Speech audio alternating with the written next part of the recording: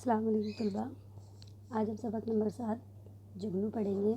جگنو کی جو کیفیت ہوتی ہے وہ رات میں چمکنے کی ہوتی ہے۔ تو اس نظم میں ہمیں سکندر علی واجد جو اس نظم کے مصنف ہیں یا اس نظم کے جو شاعر ہیں، نظم نگار، ہمیں یہ بتا رہے ہیں کہ برسات کے دنوں میں جو جگنو ہوتا ہے وہ کس طریقے سے چمکتا ہے یا اس کی کون کون سی صفات ہوتی ہیں۔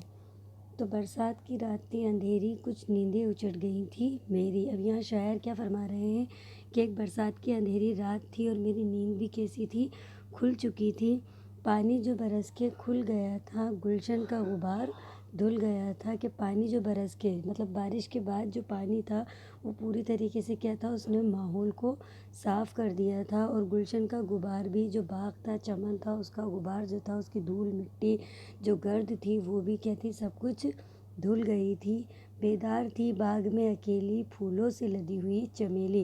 اور جو پھول تھے یا چمیلی کی جو بیل تھی جو گلشن میں اکیلی پوری طریقے سے پھولوں سے لدی ہوئی تھی، وہ بھی کیا تھی، جاگ رہی تھی، بیدار تھی باغ میں اور بالکل تنہا اکیلی تھی۔ اتنے میں جو رو چلی ہوا کی، قسمت ہی چمک گئی فضا کی۔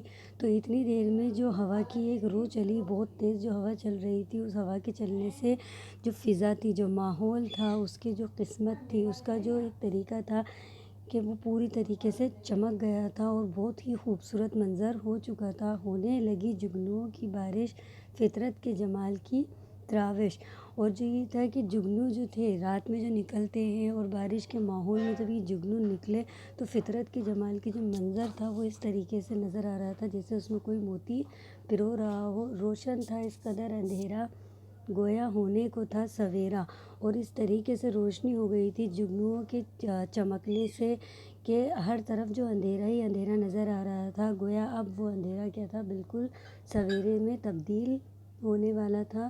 جگنو اس طرح اڑ رہے تھے، ہیروں میں پر لگے ہوئے تھے۔ اور جو جگنو تھے وہ ہر طرف اس طریقے سے اڑتے ہوئے نظر آ رہے تھے جیسے کسی نے ہیرے جو ہوتے ہیں، جو جواہرات ہوتے ہیں، ان کے پر لگا دیے ہوں۔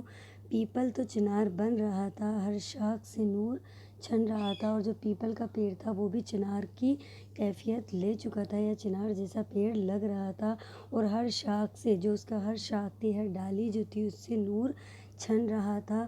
ظلمت موتی لٹا رہی تھی، پریوں کی بارات جا رہی تھی۔ اور ظلمت جو تھا، اندھیرا جو تھا، وہ کیا تھا، ایک طریقے سے موتی لٹا رہا تھا اور ایسا لگ رہا تھا جیسے کسی پری کی بارات جا رہی ہو۔ تو یہاں شاعر جو ہیں، جو نظم نگار ہیں، سکندر علی واجد، وہ جگنو کی صفت بتا رہے ہیں کہ جگنو جب رات میں نکلتا ہے اور خاص طور پر جب وہ برسات کی رات میں نکلتا ہے تو وہ منظر کتنا خوبصورت ہوتا ہے۔